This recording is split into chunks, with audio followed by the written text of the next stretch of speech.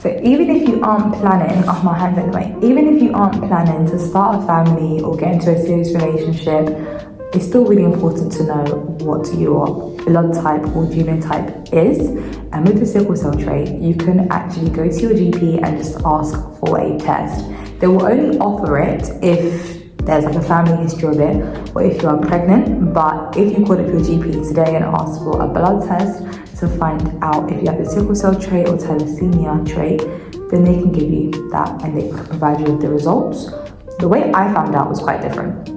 I went to donate blood because I always got emails from like the NHS saying that black people are the lowest proportion of givers in the UK, but we need blood the most, essentially because we are more prone to have the sickle cell trait. So after all those emails and applying to medical school, I was like, do you know what? This is a career I want to go into, and if I can donate blood, then why not? So I went to donate blood, and it was, oh guys, I can't lie, it was painful. Like that needle, I was there like holding my breath, like hoping like for this to be over, just watching them collect the blood.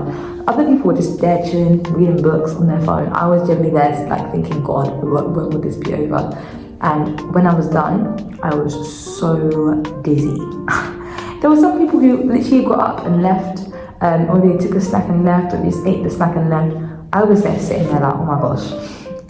Oh my gosh, like I'm going to faint, and I had to drive back, and that was a scary drive back. I wouldn't recommend doing that.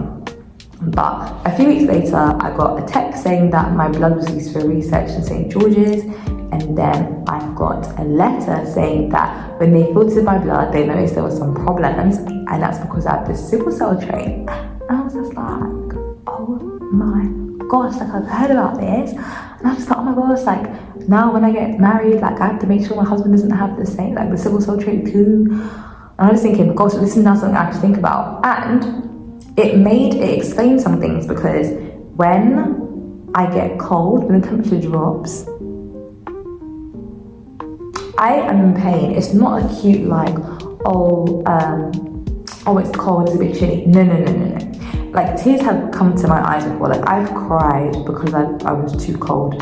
I went for a horse riding lesson and it was -3 degrees, and I didn't bring gloves, so it's gonna be bad anyways. But I remember I sat back in my car and I cried. Like I cried tears of pain, not tears of like, oh it's sad. Like I was in pain. I sat in my car, I couldn't drive, like, oh my gosh. And that's why people with the sickle cell like disease, I know some people don't like to use that word, but I don't really know what other word you can use for it. Genuinely, I mean, what can you really do? But my heart goes out to them. Like, what can that phrase really do to help anyone? I'm sorry, but I remember the tears I cried. I remember the pain I felt. And that was obviously extreme temperatures, -3. That's not common, but people with sickle cell disease, it's not easy. And today I was revising actually the presentations of a patient with sickle cell, because I'm a medical student and we just finished the hematology block. And I just thought it was pain, right? No, it affects your spleen function. It affects, with men, like they can get painful erections. Your bone marrow can just stop producing healthy blood. This is me testing myself now. Risks of stroke, risks of heart attack. But it is really, really unfortunate. And I think now, with the knowledge we have, we can be proactive and find out what our genotype is, because everyone I see on TikTok with the sickle cell disease, I guess, or with the full-blown sickle cell trait, whatever phrase you're comfortable with, all of them have said that never have a child, like check your genotype before so you don't have a kid with sickle cell. All of them. You see them crying on your For You page in pain. It's heartbreaking. But yes, I'll say, get the checks. That was just my story of how I found out. And then it also might explain some symptoms like sensitivity to the cold. Because my dad always said, oh Nicole, like, well, when I was young, I'd always complain about being cold. He was like, oh Nicole, like you might have the trait, you know. I didn't know my dad had the trait either, but that makes sense of like how I got it, because I was really confused about which parent it was. But anyways, that was by the by. And I was just to say, please go and get it checked. Let me know how you found out.